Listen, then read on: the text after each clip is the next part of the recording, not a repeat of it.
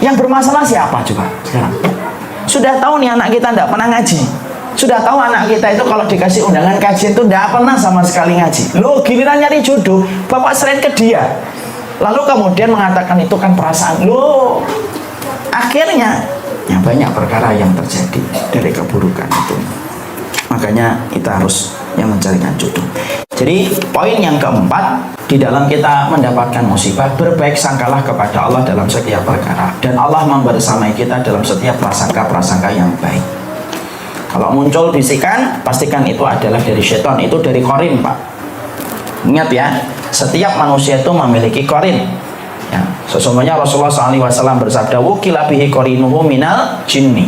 Manusia itu selalu punya korin, Pak, dan korin itu membersamai kita sampai nanti kita mati, Pak. Sebelum kita mati, korin itu tidak pernah ninggalan kita. Korin itu ngapain? Menyuruh kita dalam perbuatan yang buruk. Salah satu kerjaan korin itu apa? Meniupkan prasangka buruk sama Allah. Selamat datang di channel Langkah Iman Istiqomah. Jangan lupa like, komen, dan subscribe. Dan semoga kita semua mendapatkan ilmu yang bermanfaat. Amin.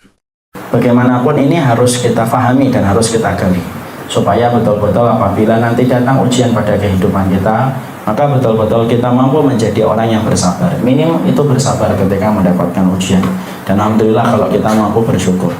Kalau setiap manusia tidak mengetahui bagaimana cara mengelola setiap kesulitan dan setiap ujian menjadi kelapangan dan menjadi kesabaran dan kesyukuran, banyak yang akan dia dapatkan dari hal-hal yang buruk.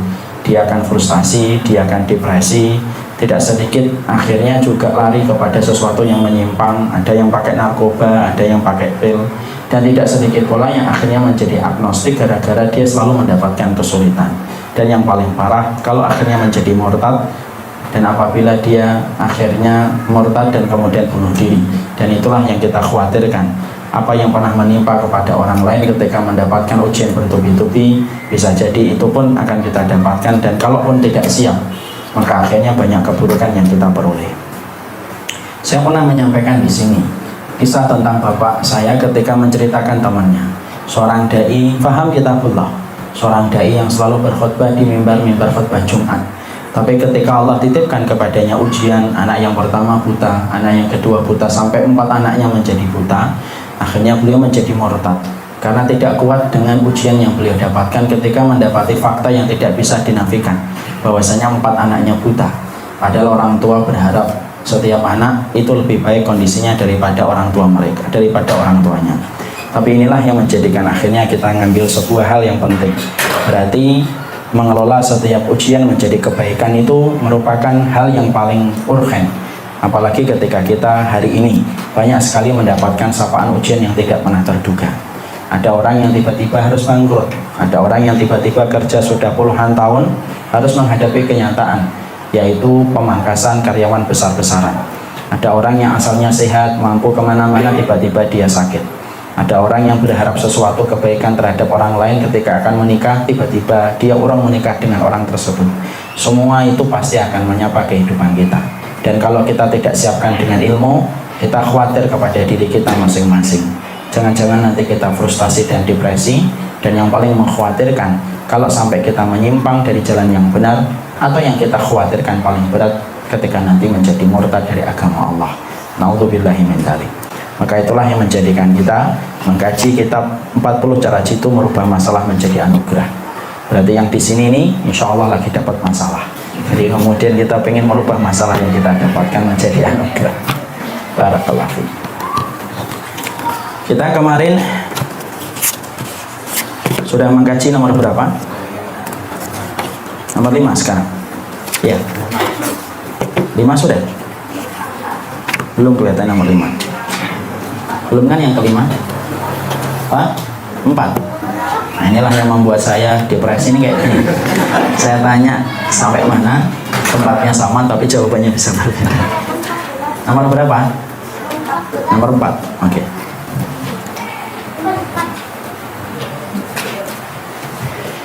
Di antara perkara yang harus dilewati setiap mereka yang sedang mendapatkan fragmen ujian pada hidupnya adalah yang keempat, dia berbaik sangka. Artinya berbaik sangka kepada Allah Subhanahu wa Ta'ala bahwasanya setiap kesulitan dan setiap ujian yang Allah berikan kepada mereka tidaklah ada kecuali memberikan kebaikan untuk kita. Allah itu bisa melakukan apa saja, tapi Allah tidak mungkin melakukan kezaliman kepada makhluknya. Allah bisa melakukan apa saja, tetapi Allah tidak mungkin menimpakan keburukan kepada makhluknya. Allah mampu melakukan apa saja, tetapi Allah tidak mungkin menipu kehidupan makhluknya. Dan itulah yang menjadi fondasi penting dalam iman. Salah satu fondasi iman itu berprasangka selalu baik kepada Allah Subhanahu wa Ta'ala. Jangan sampai pikiran kita, jiwa kita keruh dengan bisikan syaitan ketika kita berburuk sangka kepada Allah. Berburuk sangka kepada manusia saja dosanya besar, apalagi berburuk sangka kepada Allah. Dosanya lebih berat daripada dosa zina, dosanya lebih berat daripada minum khamar, karena berprasangka buruk kepada Allah itu merupakan bagian dari indikator tidak mengenalnya dia kepada Allah Subhanahu wa Ta'ala. Orang kalau berprasangka buruk itu kan pasti karena tidak mengenal orang yang dia kenal, akhirnya berprasangka buruk. Kalau dia tahu tentang orang, maka dia pasti akan berprasangka yang baik. Maka sama kalau ada manusia berprasangka buruk kepada Allah, simpel dan sederhana. Tidaklah manusia berprasangka buruk kepada Rabb-nya kecuali disebabkan karena dia tidak mengenal dan tidak mengetahui tentang Rabb yang sempurna mengurusi kehidupan setiap makhluknya. Makanya wajib setiap orang mengkondisikan hatinya, apapun kondisi, apapun keadaan yang Allah berikan kepadanya, maka itu merupakan bagian dari kebaikan. Kalaupun pandangan kita ketika mendapati satu takdir, kok pandangan kita melihat takdir yang kita hadapi itu buruk, itu karena kelemahan ilmunya kita, dan kita tidak tahu kedepannya apa yang kita dapatkan dari takdir itu yang kita rasakan hari ini. Karena banyak takdir itu Pak, awalnya tampaknya buruk, tetapi ujungnya akibatnya manis, tanpa disadari oleh orang tersebut di awal ketika takdir itu Allah berikan kepadanya. Kita lihat Rasulullah itu diberikan kesulitan oleh Allah di kota Mekah. Kesulitan itu bukannya semakin berkurang, tapi semakin menebal, semakin meninggi, dan semakin banyak. Sampai akhirnya setelah 13 tahun Nabi bersabar, akhirnya Nabi menyerahkan urusannya kepada Allah supaya diberikan pilihan yang lain selain kota Mekah. Akhirnya Allah memerintahkan hijrah ke kota Madinah. Kita mendapatkan kesulitan dan kezaliman yang dirasakan oleh Rasulullah ketika beliau pindah dari Mekah ke Madinah. Justru di kota Madinah itu tampaknya terusir, tampaknya kalah, tampaknya beliau tidak mendapatkan kemenangan karena harus terusir dari kota kelahirannya. Tapi justru dalam waktu 10 tahun akhirnya Rasulullah SAW, tidak sampai 10 tahun, 8 tahun setelah Rasulullah terusir dari kota Mekah, satu persatu kebaikan didapatkan oleh Rasulullah, sampai akhirnya Rasulullah dimenangkan oleh Allah masuk ke kota Mekah tanpa peperangan karena orang-orang musyrik sudah begitu bingung menghadapi kaum muslimin. Lalu Allah memberikan banyak kejayaan Islam. Kapan? Setelah Nabi terzalimi di kota Mekah dan akhirnya pindah ke kota Madinah. Makanya disitulah kita menjumpai setiap perkara yang buruk tidak selamanya buruk apabila kita tetap bersabar dan ridho menunggu takdir itu terus sampai ke ujungnya. Karena pangkal dari semua keridhaan ketika menerima takdir itu pangkalnya selalu manis. Kita memandang buruk yang karena pandangan kita yang sangat terbatas. Analogi sederhananya begini, kita ini kalau mendengar ada seseorang ketika dia ditakdirkan bahwasanya dia harus diamputasi, perhatikan pasien dan dokter ketika mendengar kata amputasi. Pasien itu ketika mendengar kata amputasi maka persepsinya pasti buruk, karena dari 2 kaki menjadi 1 kaki. Dari orang yang bisa berjalan normal tidak bisa berjalan normal, dari yang bisa berlari menjadi tidak bisa berlari. Itu ketika mendengar kata amputasi. Masya Allah.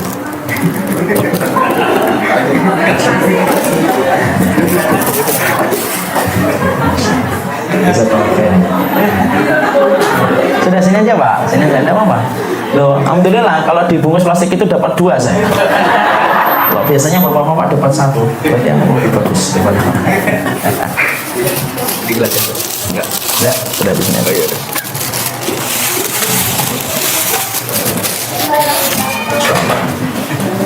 Inilah ujung manis dari setiap proses ridho kepada takdir.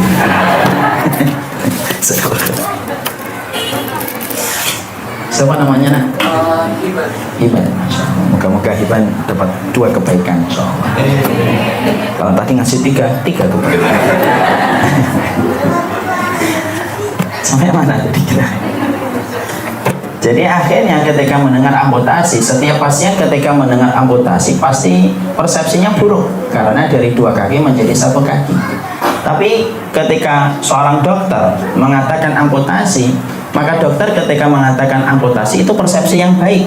Karena dokter melihat kalau dia tidak diamputasi, infeksinya akan menjalar ke atas, mungkin merambah ke jantung, mungkin akan merambah ke lambung, sakitnya lebih parah daripada sakit ketika dia masih di kaki, dan akibatnya bisa fatal, yaitu adalah kematian. Kenapa kata amputasi, pandangan dokter dengan pandangan pasien bisa berbeda persepsinya? Karena ilmunya berbeda. Ilmunya dokter menjangkau apa yang tidak dijangkau oleh pasien. Kenapa pasien berpikir buruk tentang amputasi? Karena dia tidak paham bahwasanya kalau amputasi tidak dilakukan akibatnya lebih fatal. Kita kalau memandang takdir, sering sekali pandangan kita itu sebagaimana pandangan pasien, dan pandangan kita tidak sebagaimana pandangan seorang dokter ketika melihat amputasi adalah bagian dari kebaikan. Makanya ketika seseorang ketika mendapatkan satu takdir yang tidak sesuai dengan apa yang dia inginkan, maka di situ pertama kali yang harus dilakukan, dia berprasangka yang baik kepada Allah. Dan berprasangka yang baik itu amalan hati, tidak kasat oleh mata, tetapi menjanjikan pahala yang besar karena rahmatnya Allah membersamai kepada mereka yang berprasangka baik. Saya pernah mendengar seorang syekh itu bercerita di dalam satu kisah di video yang saya dengarkan. Syekh itu berkata, ada orang konsultasi kepadanya ketika dia akan menikah dengan seorang akhwat. Persiapan sudah dilakukan, semuanya sudah dikerjakan, tinggal berapa persen, hanya menunggu hari H. Hari indah itu akan datang. Tapi apalah daya, ketika semua persiapan sudah dilakukan, khitbah sudah dikerjakan, semua tinggal menunggu hari H, tiba-tiba sang akhwat, pihak wanita membatalkan pernikahan itu tanpa sebab. Remuk, redam hati sang ikhwan, sampai akhirnya dia tidak mengerti kenapa kenyataan itu harus terjadi. Dan ternyata qadarullahu ma yasha, tidak waktu lama setelah itu sang akhwat menikah dengan laki-laki lain. Nah, kita bisa bayangkan patah hatinya, bukan hanya patah, berkeping-keping hati dan jiwanya. Tapi Masya Allah, ketika beliau mendatangi syekh tersebut, syekh itu tidak mengatakan apapun kecuali satu, simple. Dia tidak panjang mengatakan kamu baca 40 cara jitu, enggak. Syekhnya cuma berkata, coba kamu berprasangka yang baik. Apa prasangka baiknya, Syekh? Saya ditinggal sama seorang akhwat tanpa saya tahu kenapa saya tiba-tiba ditinggal. Syekhnya mengatakan, berprasangkalah yang baik kepada Zat yang Maha Baik. Maka setelah itu ternyata hari berganti dengan pekan, pekan berganti dengan bulan. Akhirnya sang akhwat tersebut tanpa diketahui oleh sang ikhwan terkena penyakit. Penyakitnya cukup lumayan berat, yaitu adalah kanker. Semakin berat, semakin berat, semakin berat, akhirnya divonis tidak bisa punya anak. Semakin berat, rontok rambutnya, dan akhirnya sang akhwat itu meninggal dunia. Baru setelah sang ikhwan tahu, sang ikhwan itu baru menyadari perkataan syekh guru besarnya dia. Betul, Allah menakdirkan saya tidak berjodoh dengan beliau, karena pasti Allah tahu kalau saya berjodoh dengan beliau, mungkin saya tidak akan kuat menemani dia dalam sakitnya. Allah pilihkan laki-laki yang kuat menemani istrinya yang menempati sakit sampai akhirnya meninggal dunia. Disitulah ada prasangka baik.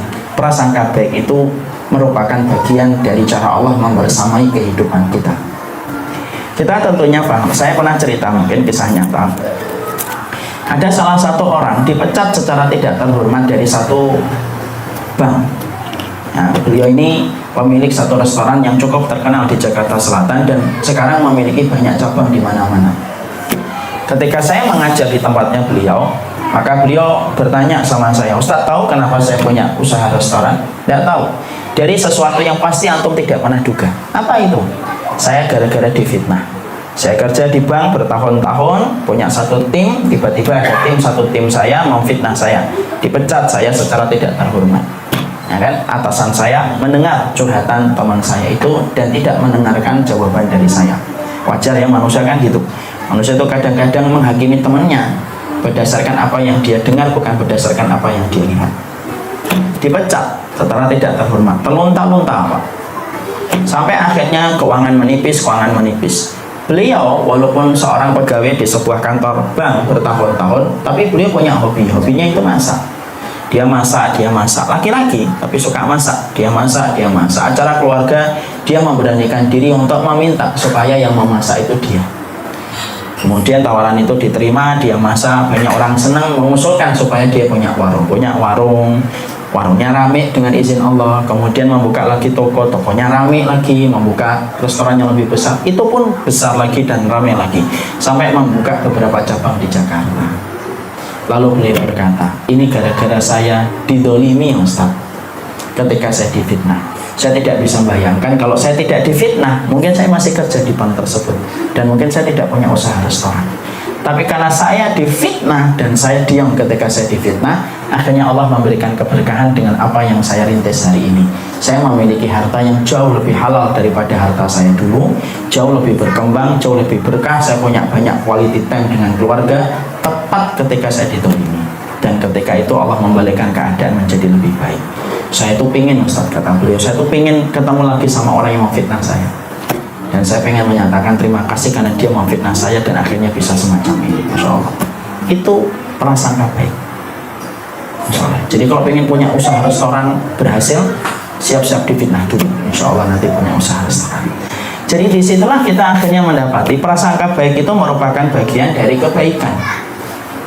Ya, bagian dari kebaikan. Dan Allah itu paling senang ketika diprasangka yang baik.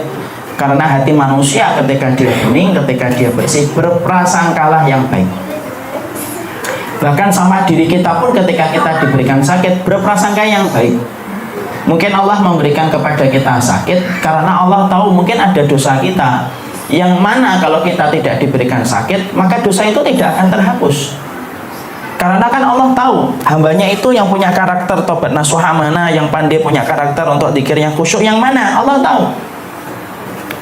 Makanya Allah itu dalam satu keterangan yang disahihkan oleh para ulama salaf dulu, dikatakan dalam salah satu ulama, kalau Allah tahu ada seorang hamba tidak pandai untuk bertaubat nasuha, serta tidak pandai pula ketika dia itu berzikir dengan hati yang khusyuk segenap hati dan jiwanya, maka Allah tahu kalau ini dibiarkan terus, orang ini nanti tidak terhapus dosanya. Tapi Allah sudah rahmat sama orang ini.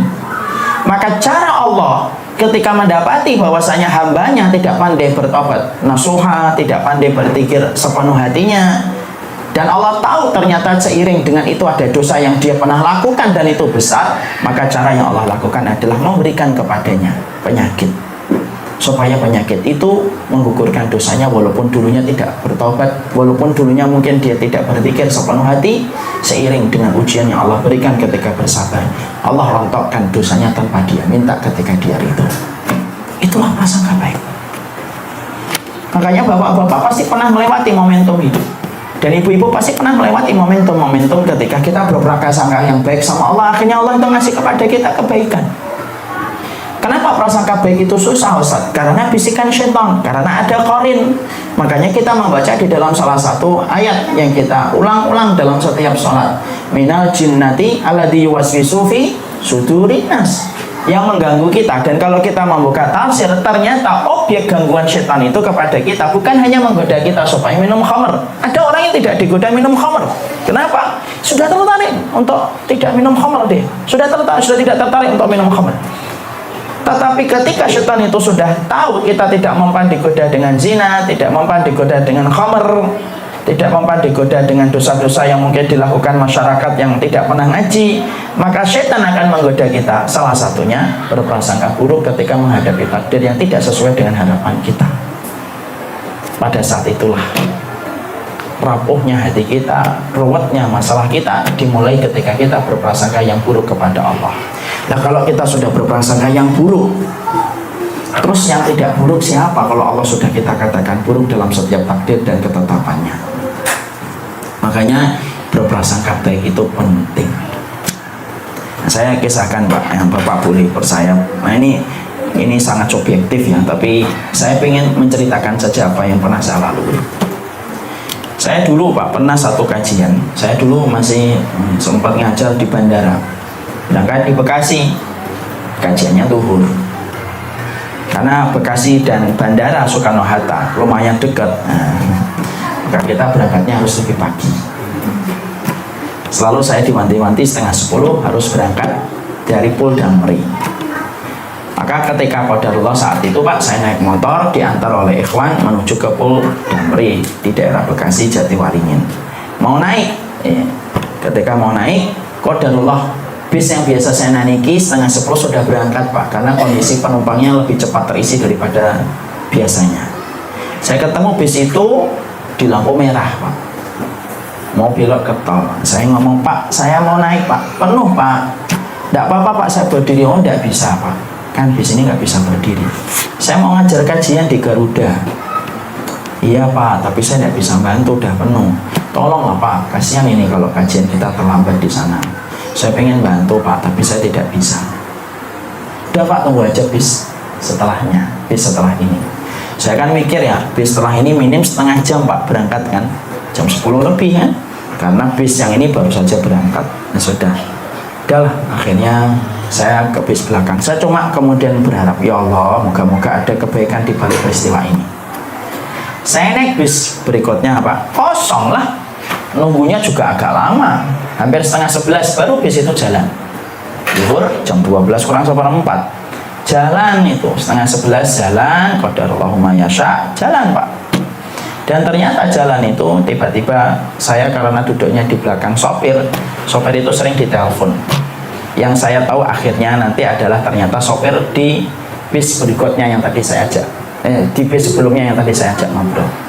Dia ngomong, ya saya begini-begini, ya jangan lewat dalam kota ya, karena suaranya di loudspeaker. Banting aja ke Tanjung Priok, stuck ini di dalam kota ini. Dan Tanjung Priok nanti kemudian muter gini-gini. Saya dengerin semuanya. Akhirnya bis itu masuk ke Tanjung Priok, muter Pak, qadarullah lancar selancar-lancarnya. Ibarat ngegas tapi lupa untuk ngerem Pak. Terus alhamdulillah masuknya ke bandara jam 12 kurang 1/4, dijemput sama pegawai di bandara, di Garuda, dan akhirnya menyampaikan kajian itu normal. Sebelum turun saya tanya sama Pak sopirnya, Pak, tadi yang telepon itu siapa Pak? Yaitu sopir bis sebelumnya. Dia masih di mana? Dia masih di dalam kota, stuck dia, dan akhirnya belum banyak berjalan dan belum nyampe ke bandara. Masya Allah. Itu kecil, tapi menurut saya memberikan makna yang dalam. Saya yakin Bapak dan Ibu pernah kayak gitu. Itulah dimulai dari prasangka yang baik. Kadang-kadang kita kalau naik mobil, istri kita ngomong ndak lancar bi, lancar pa. Kita sudah ngomong ndak lancar. Ternyata istri kita betul lancar. Semua itu dimulai dari prasangka. Makanya ada sebuah hadis yang kita sering mendengarnya tapi sering lupa kalau kita sudah mendapatkan ujian. Allahu inda dhanni 'abdihi. Allah itu bersama dengan prasangka hambanya. Prasangka yang baik itulah yang akan melahirkan kebaikan, dan itulah yang menjadikan seseorang ketika dia mendapatkan musibah, maka yang dilakukan adalah berprasangka yang baik. Kalau ada bisikan muncul mengobrak-ngabrik hati kita, mengobrak-ngabrik kemudian jiwa kita, sampai setan mengatakan ini gara-gara begini, coba begini, maka sebagian ulama mengatakan bisikan setan itu datang dari bisikan api. Ambil air wudhu, sholat 2 rakaat, sholat sunnah mutlak, sholat sunnah yang dilakukan tanpa sebab, maka itu mampu meredam. Langsung kata para ulama, datangi majelis zikir, datangi majelis ilmu, supaya bisikan itu tidak lagi membesar dan tidak lagi membesar. Karena fungsinya ilmu memadamkan bisikan syaitan. Makanya kalau sudah datang ke kajian, insya Allah tidak frustasi Pak, tenang. Makanya akhirnya tidak perlu tidurnya pakai pil, karena dia sudah tenang. Bahkan di tempat talim pun dia tidur, ya kan, itu saking tenangnya dia. Yang itu yang kita bahas. Makanya berprasangka yang baik. Maka ada sebuah kisah yang disampaikan oleh penulis buku. Penulis buku itu mengatakan, sesungguhnya ketika Hafsah binti Umar menjanda, namanya cerai itu kadang-kadang solusi dari akhir permasalahan Pak. Akhir dari permasalahan itu solusinya adalah bercerai. Ada sebagian sahabat itu yang bercerai. Tentunya itu bukan pilihan yang terbaik, tetapi cerai itu kadang-kadang bisa menjadi sunnah, bisa menjadi wajib, tergantung kondisinya. Hafsah bercerai, menjanda, lalu kemudian Umar menawarkan kepada Abu Bakar, lalu Abu Bakar menolaknya. Ditawarkan lagi kemudian kepada Utsman. Kemudian Utsman pun menyampaikan bahwasanya dia tidak ingin untuk menikah saat itu. Lalu Umar itu ngeluh kepada Rasulullah SAW, dan ketika mengeluh kepada Rasulullah, maka Rasulullah bersabda, Hafsah akan dinikahi dengan laki-laki yang lebih baik daripada Umar dengan Utsman. Dan siapa laki-laki itu? Laki-laki itu adalah Rasulullah Sallallahu Alaihi Wasallam. Dan saat itu ternyata Abu Bakar baru cerita sama Umar, kenapa aku tidak menerima putrimu? Karena sesungguhnya aku pernah mendengar Rasulullah menyebutkan keinginannya untuk menikahi putrinya Umar. Ya, dan aku ketika mendatangi Utsman pun cerita, sesungguhnya aku mendapati Rasulullah ingin menikahi putrimu. Dan disitulah prasangka baik itu menjadi terwujud. Akhirnya Hafsah mendapatkan orang yang paling baik di atas muka bumi, yaitu adalah Rasulullah Sallallahu Alaihi Wasallam. Makanya kalau boleh saya keluar dari materi sedikit, Pak, maka di sini kita dapatkan kewajiban mencarikan jodoh itu kewajiban orang tua, bukan kewajiban anak. Makanya Umar yang mencarikan jodoh untuk Hafsah. Kita kan hari ini sudah di framing, Pak. Kalau ada orang tua mencarikan jodoh untuk anaknya, berarti zaman Siti Nurbaya. Emang zaman Siti Nurbaya mah kamu nyariin saya, kan gitu. Akhirnya kita, ya juga, ini dampak dari sinetron Siti Nurbaya ketika waktu SD. Ya, akhirnya melekat ke pikiran kita. Padahal kewajiban orang tua itu mencarikan jodoh. Tapi ketika mencarikan jodoh tidak boleh memaksa. Bapak tawarin nih, punya anak perempuan, sudah siap untuk nikah. Ini nikah sama ini nih. Enggak, Pak. Sudah, Pak, jangan dipaksa. Carikan lagi. Itu kewajiban orang tua. Kalau dia ternyata, kenapa kamu enggak suka kurang solih sih, tapi yang good looking dikit lah, Pak, gitu. Carikanlah. Dan tidak boleh diomongin, oh yang penting itu solih. Tidak gitu juga. Good looking juga kemudian boleh menjadi kriteria. Makanya Rasulullah mengatakan kepada orang yang mau nikah itu apa? Ungdur fa innahu ayyuda ma bainakum. Lihatlah jodohmu sebelum kamu nikahi, karena melihat wajahnya itu bisa melanggengkan pernikahan kalian nanti. Makanya jangan kemudian mentang-mentang lagi ngaji, ini ada akhwat, siap saya terima Ustaz, lihat dulu, enggak usah, jangan. Nanti ketika malam pertama nangis apa? Ya enggak gitu, uangnya tetap dilihat. Kalau pakai cadar gimana Ustaz? Ya cadarnya dibuka. Saya dulu ketika nandor, boleh cerita nggak saya? Maaf ya, maaf. Maka ketika nandor itu, Pak, akhirnya satu kan pakai cadar, ada pihak ketiga, teman saya sendiri yang kemudian dia pakai cadar terus dibuka. Nah, pada setelah dilihat, selain melihat wajah boleh Ustaz, ada sebagian kecil ulama mengatakan boleh melihat kaki sini, tapi itu pendapat lemah, Pak. Pendapat yang lebih kuat cukup melihat wajah. Kalau ada rasa-rasa bagaimana wajah itu meneduhkan untuk dia, silakan nikah. Dan wajah yang meneduhkan kan setiap orang dibuat oleh Allah, kriterianya itu relatif. Jadi Allah itu kalau menetapkan wajah yang menyenangkan itu relatif, supaya kita tidak perlu rebutan, Pak. Coba kalau wajah yang meneduhkan itu mutlak dan tidak relatif, oh pertumpahan darah. Makanya dibuat kecantikan itu relatif. Nah, ketika dibuka, dilihat cocok, istikharah, menikah. Makanya kita yang mencarikan jodohnya. Nggak cocok, carikan lagi. Nggak cocok, carikan lagi. Dan salah satunya, Pak, ini yang kita dapatkan dalam sunnah yang hari ini tidak banyak dikerjakan oleh masyarakat perkotaan. Masyarakat perkotaan itu jarang sekali menikahkan putra-putri mereka dengan sahabat-sahabat mereka di dalam keimanan. Padahal yang baiknya kayak Rasulullah nikahi putrinya Abu Bakar, Utsman menikahi putrinya Rasulullah, Ali menikahi putrinya Rasulullah. Itu ya di situ itu untuk apa? Menjaga kualitas kebaikan, karena dinikahkan dengan orang yang mereka kenal bagaimana kekuatan iman dan ketakwaannya. Jadi kalau misalkan nanti di sini nih, di mushola ini sudah terjadi komunikasi yang baik, kita ngeliat anakmu jodoh ya sama anak saya, itu yang dilakukan Rasul. Dan jangan menyerahkan jodoh kepada anak. Anak boleh memberikan kriteria nama, namanya ini Bi. Oke, kita lihat dulu, cocok nggak? Kamu satu persatu, Pak. Tapi jangan dia yang memilih sendirian. Kalau memilih sendirian, pasti kriterianya bukan kriteria yang sifatnya kebaikan, tapi kriterianya masih sangat tidak jelas. Kenapa kamu nikah sama dia? Orangnya putih, nah gitu. Kenapa milih dia? Enak diajak ngobrol. Disangkanya pernikahan itu pos kampling, gitu. Sehingga harus enak diajak ngobrol. Dan itu gimana jodohmu yang mana? Yang lucu, imut, putih, marmut itu. Artinya banyak orang yang kriteria pernikahannya itu tidak jelas. Kenapa anak-anak muda sekarang kriterianya gitu? Kenapa nikah sama dia? Sama-sama member game online. Kayak gitu coba. Ya karena mereka nggak ngaji, Pak. Sudah nggak ngaji, Bapak serahkan tanggung jawab nyari jodoh. Coba. Yang bermasalah siapa coba sekarang? Sudah tahu nih anak kita nggak pernah ngaji. Sudah tahu anak kita itu kalau dikasih undangan kajian itu nggak pernah sama sekali ngaji. Loh, giliran nyari jodoh, Bapak serahin ke dia. Lalu kemudian mengatakan itu kan perasaan. Loh, akhirnya ya banyak perkara yang terjadi dari keburukan itu. Makanya kita harus yang mencarikan jodoh. Jadi poin yang keempat, di dalam kita mendapatkan musibah, berbaik sangkalah kepada Allah dalam setiap perkara, dan Allah membersamai kita dalam setiap prasangka-prasangka yang baik. Kalau muncul bisikan, pastikan itu adalah dari syaitan, itu dari korin, Pak. Ingat ya, setiap manusia itu memiliki korin. Ya, sesungguhnya Rasulullah SAW bersabda, "Wukila bihi qorinuhu minal jinni."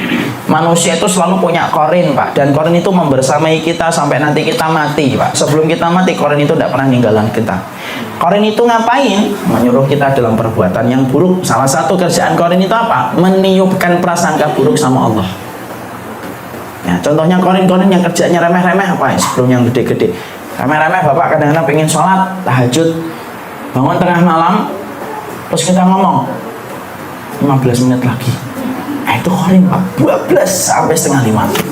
Nah, itu korin. Kadang-kadang ada suami istri bertengkar, istrinya sudah sering ngaji, istrinya tahu kalau saya minta maaf dulu pahala gede, surga diberikan sama wanita yang apabila ada kemarahan suaminya dia minta maaf dulu. Ketika di kajian ngangguk-ngangguk, insya Allah saya lah wanita itu. Bertengkar sama suaminya, lupa kajian itu, Mak.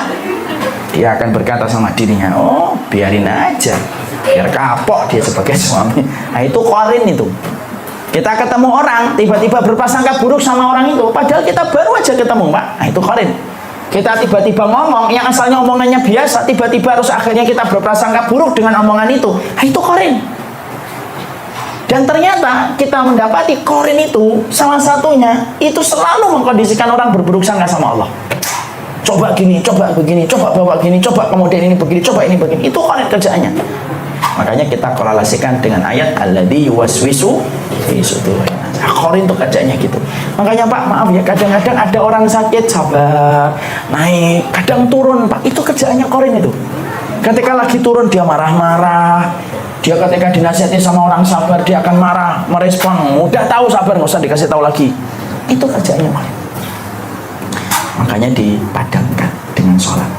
Karena korin itu bagian dari syaitan yang datangnya dari api, memadamkannya dengan sholat. Makanya ada ayat di dalam surat Al-Baqarah, wasta'inu bis-sabri was-sholat. Itu kita paham. Sekarang yang kelima. Maka termasuk di antara kebaikan kita, yaitu adalah kebaikan kita ketika kita merahasiakan dan tidak membicarakan. Allah itu paling tidak suka, Pak, kalau Allah itu menjadi tempat solusi dari semua masalah yang didapatkan oleh manusia, tapi manusia malah menceritakannya kepada orang, lalu melupakan curhatan dia kepada Allah.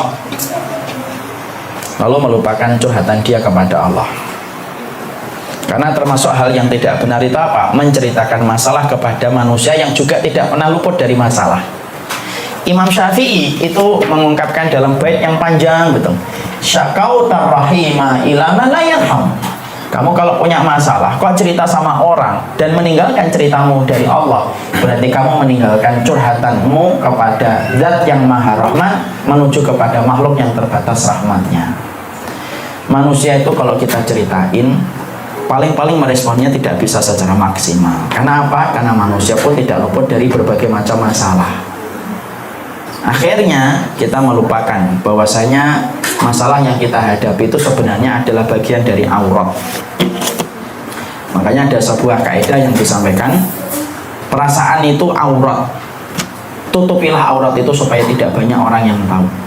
Makanya tidak benar itu orang-orang yang mereka menjadikan sosial media menjadi tempat curhatan atas seluruh masalah yang mereka dapatkan, atas masalah yang mereka peroleh. Itu tidak akan menyelesaikan masalah, tetapi justru menjadikan berlarut-larut masalah. Kenapa? Masalah itu, Bapak dan Ibu, kalau sudah diketahui oleh banyak kepala, Semakin banyak kepala yang tahu, semakin subjektif setiap orang menilai setiap masalah itu.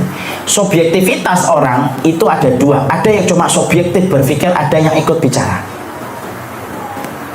Makanya akhirnya orang solih itu salah satunya adalah kemampuannya untuk menyembunyikan setiap masalah. Kenapa? Karena mencukupkan kepada Allah. Allah kalau dikasih tahu hanya kepadanya, lebih cepat menuntaskan masalah itu daripada masalah itu diketahui banyak orang. Makanya maaf ya, kok ada masalahnya seorang ibu-ibu, bapak curhat di sosmed, itu penyelesaian masalah itu menjadi jauh dan susah dan hampir mustahil diselesaikan. Karena apa? Allah meninggalkan orang yang telah menceritakan masalahnya kepada orang banyak, lalu meninggalkan Allah sebagai tempat curhatan pertama dan satu-satunya. Makanya Rasulullah sampai mengatakan, kita buka halaman 17 tuh Pak. Minal birri kitmanul masaib wal amrad was sadaqah. Termasuk kebaikan itu menyembunyikan musibah, menyembunyikan penyakit dan menyembunyikan sedekah. Makanya sampai kita mendapati Ahnaf bin Qais diterangkan, saya buta sejak 40 tahun tetapi tidak pernah menceritakan ke siapapun. Ahnaf bin Qais ini muridnya Umar bin Khattab radhiyallahu anhu. Makanya menyembunyikan itu, Bang. Menyembunyikan itu luar biasa. Makanya Nabi Yakub itu apa? Nabi Yakub itu menceritakan semua masalahnya hanya kepada Allah, tangisannya hanya kepada Allah, walaupun sampai buta gara-gara menangisi Yusuf yang hilang. Ya. Maka kemudian Allah memberikan apa yang tidak didapatkan, apa yang tidak diduga oleh Yakub. Ya Allah membalikan Yusuf, bukan hanya dikembalikan, tapi dijadikan Yusuf menjadi pemimpin dan penguasa di Mesir. Allah paling senang kalau setiap orang itu menyembunyikan masalahnya, karena perasaan itu aurat, Pak. Ini terutama ibu-ibu. Hari ini kita mau tidak mau, sadar tidak sadar, dikepung dengan berbagai macam sosial media, yang akhirnya kita suka membaca masalah yang sedang terjadi kepada orang lain. Dan saya tidak tahu ya Pak, apakah ini termasuk dari strateginya orang-orang Yahudi untuk supaya kita sibuk dengan perasaan orang. Ya. Karena akhirnya Muslim itu kalau sudah disibukkan sama perasaan orang, nanti dia akan terlibat sama permusuhan, Pak. Kenapa? Karena ketika melihat orang lain masalah itu, subjektivitas dia yang akan berbicara. Akhirnya masalah kemana-mana. Makanya menyembunyikan itu Allah senang. Semakin sedikit orang yang tahu masalah yang kita peroleh, semakin besar Allah akan memberikan pertolongan. Semakin gede Allah itu akan memberikan kebaikan. Dan ini susah Pak kadang-kadang. Kadang-kadang susah. Tapi ini termasuk salah satu sunnah yang kita sering lupakan. Makanya menyembunyikan masalah itu termasuk perkara yang bisa mengundang rahmat Allah Subhanahu wa taala. Maka itulah yang kemudian menjadikan kita, Nabi lalu bersabda di halaman 18, min ijlalillahi wa ma'rifati haqqihi alla tashku waj'aka wa la tatur musibataka. Termasuk mengagungkan Allah dan mengetahui haknya adalah engkau tidak mengeluhkan sakitmu dan tidak menyebutkan musibah yang menimpamu. Ya. Jadi ketika ditutupin semua yang dia dapatkan itu, akhirnya akan menjadi sebuah kebaikan. Jangan cerita, jangan curhat. Punya sedikit masalah dengan keluarganya, curhat sama orang. Bertengkar sama suaminya, curhat sama orang. Kecuali kita curhatnya kepada orang supaya mendapatkan solusi kebaikan atas masalah yang kita jumpai. Itu boleh. Itu diperkenankan. Sekarang kan tidak, banyak masalah yang dicurhatkan dan akhirnya bukannya menjadikan masalah itu menjadi kelar, tapi justru menjadi rumit. Terakhir kita mendapati kisah layang-layang putus. Sampai ratusan ribu Pak komentarnya.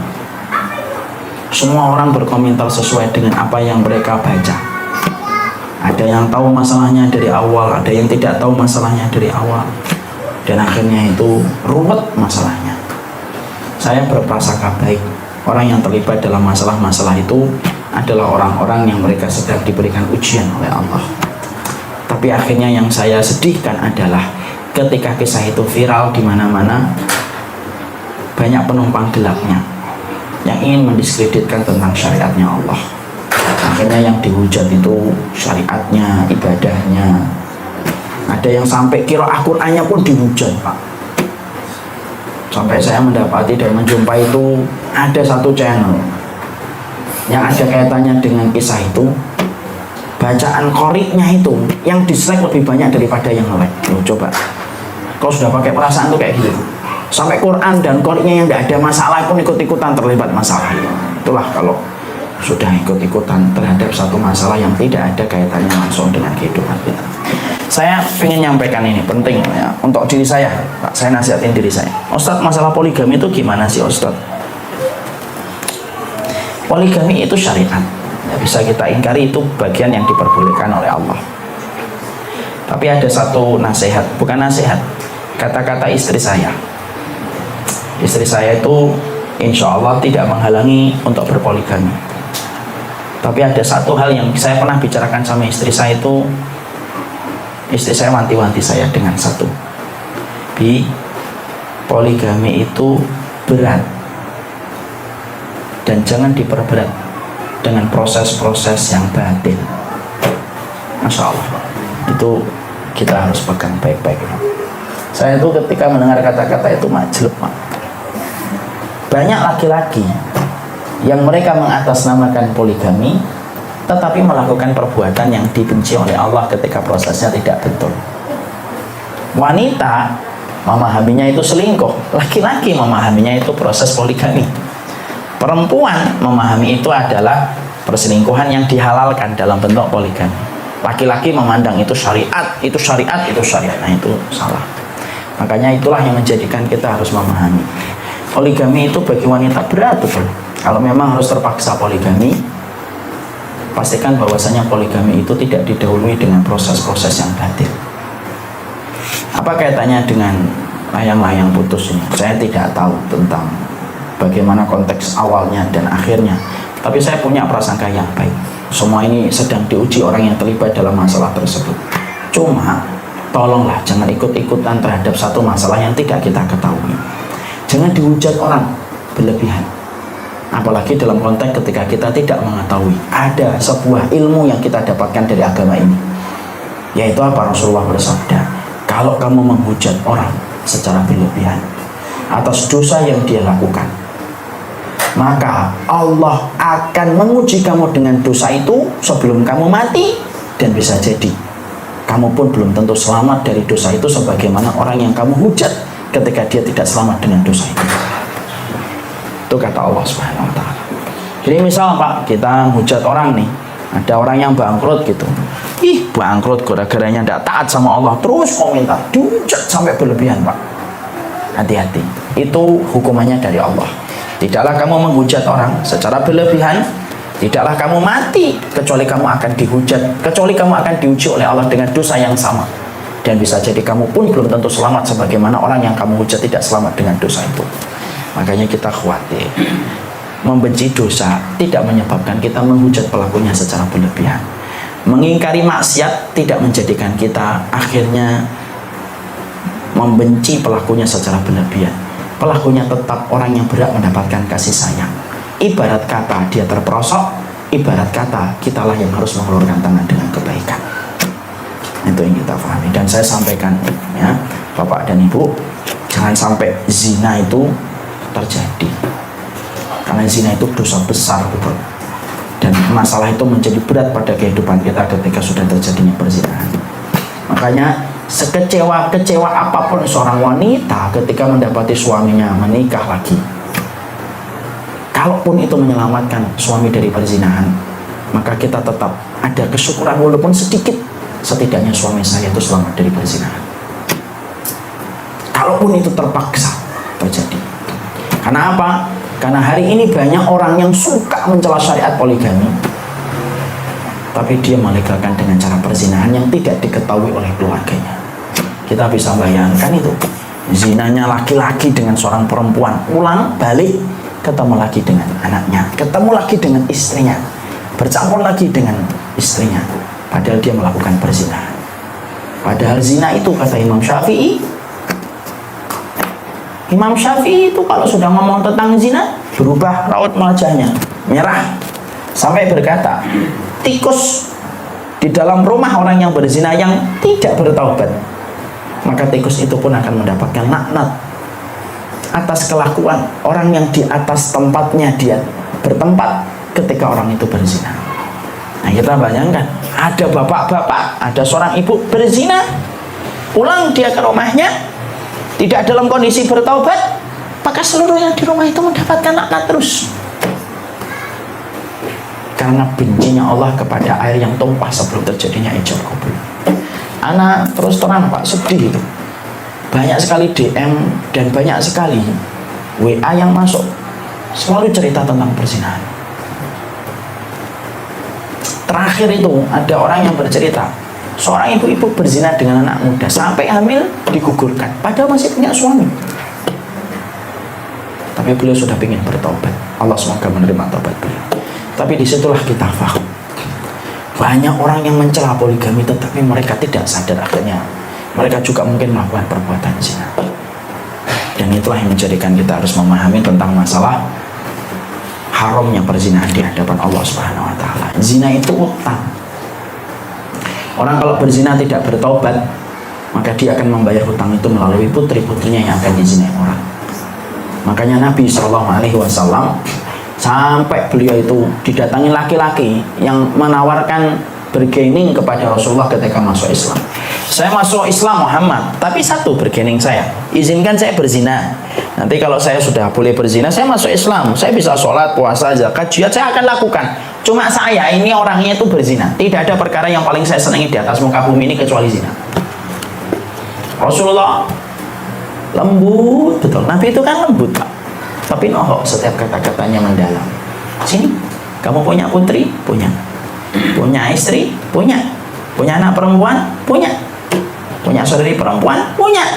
Gimana kalau mereka dizinai orang? Oh, saya penggal kepala mereka ya Rasulullah. Saya penggal kepala mereka ya Muhammad, karena belum masuk Islam. Saya penggal semuanya mereka kalau berani untuk mengganggu dan menodai anak saya, saudari perempuan saya dan lainnya. Rasulullah dengan lembut kemudian berkata, orang lain, kamu marah kalau orang yang kamu cintai dinodai. Orang lain pun marah kalau anggota yang mereka cintai dari mereka kecil kamu nodai dan kamu tinggalkan dengan begitu saja. Orang itu langsung meluk Rasulullah, pegang tangan Nabi, langsung berkata, asyhadu an la ilaha illallah, asyhadu anna Muhammadar Rasulullah. Lalu keluar dan dia berkata, sebelum ketemu Rasulullah Muhammad, tidak ada perkara yang paling aku cintai kecuali zina. Tapi setelah ketemu Nabi Muhammad Rasulullah, tidak ada perkara yang paling menjijikan dan akan aku perangi seumur hidup saya kecuali perzinahan. Zina itu besar Pak. Dan hari ini kita hidup pada waktu orang itu menghalalkan zina. Anak-anak itu mengatakan zina itu bagian dari tren dan lifestyle hidup. Dan itu mengerikan. Kita bisa bayangkan ya, anak perempuan kita kecil, cengar-cengar nangis-nangis kita gendong, berak kita bersihin Pak, kita tahan hidung kita ketika supaya kita tetap bisa mencuci bekas kotoran anak putri kita. Gede, mekar, diambil, dirusak sama orang, dikembalikan kepada kita dengan cara yang tidak semestinya. Anak kita balik setelah dizinai, apa enggak remuk hati orang tua? Remuk Pak. Itu luar biasa. Makanya sampai dulu orang-orang soleh itu berkata, kalau kami diperbolehkan dalam syariat untuk membunuh, orang yang kami bunuh adalah orang yang menzinai anak putri. Kami akan bunuh dan cincang-cincang laki-laki. Saking apa? Saking bencinya mereka kepada perilaku perzinahan. Allah a'lam bishawab. Nah, makanya disitulah kita akhirnya memahami kembali kepada poin yang kelima, tidak menceritakan. Ustaz, saya boleh cerita? Boleh. Kepada siapa? Orang yang kita harapkan solusinya. Ini begini-begini. Bukan berarti mutlak tidak diperbolehkan cerita sama orang. Boleh cerita sama orang atas masalah dan problem yang kita jumpai, kita cerita kepada orang karena kita harapkan bagaimana solusinya. Contoh, Hindun pernah cerita kepada Nabi, ya Rasulullah, suami saya ini pelit. Apakah boleh saya mengambil harta suami saya sekedarnya untuk mencukupi kebutuhan yang tidak tertutup? Lalu kemudian akhirnya Rasulullah mengatakan, khudhi ma yakfiki wa ahliki. Kemudian Rasulullah berkata kepada Hindun, ambil harta suamimu sekedar untuk mencukupi kebutuhanmu dan kebutuhan keluargamu. Nah, berarti istri itu boleh mencuri dompet suaminya. Siapa bilang amin tadi? Semoga Allah mengampuni ibu. Selama nafkah yang diberikan suami tidak mencukupi. Kalau sudah mencukupi, sudah. Suaminya udah ngasih 3 miliar sebulan kok masih ngambil, kebanget jadi istri. Maka tidak boleh. Tapi kalau suaminya itu ngasih uang 1 bulan cuma 1 juta, bayar listrik, bayar air gitu, itu suaminya lagi konslet, nah, boleh kita ngambil untuk mencukupi kebutuhan. Di situ kita dapatkan Hindun bercerita kepada Rasulullah, lu kok cerita? Katanya kebaikan menyembunyikan, kesulitan, masoib, amrod, sodako. Kalau sifatnya menceritakan itu ada kebaikannya, maka silahkan. Jadi jangan sampai dipahami itu secara tatlek, oh tidak menceritakan. Akhirnya bingung nanti, Ustadz saya punya masalah. Masalahnya apa Bu? Ya itu Ustadz, termasuk kebaikan tidak menceritakan masalah. Terus gimana? Harus diceritakan. Sekadar untuk mendapatkan solusi, tapi tidak boleh berlebihan. Jangan curhat, bertengkar sama suami curhat, pasang WA story, bertengkar sama teman pasang WA story lagi. Nggak usah gitulah. Kita ini adalah kaum yang dibimbing dengan syariat, kaum yang dibimbing dengan ilmu. Nulis apapun yang kiranya memberikan manfaat. Itu nomor 5. Sekarang kita buka halaman 20.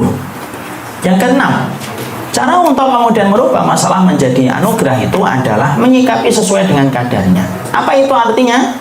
Itulah yang akan kita bahas pada pertemuan kita selanjutnya.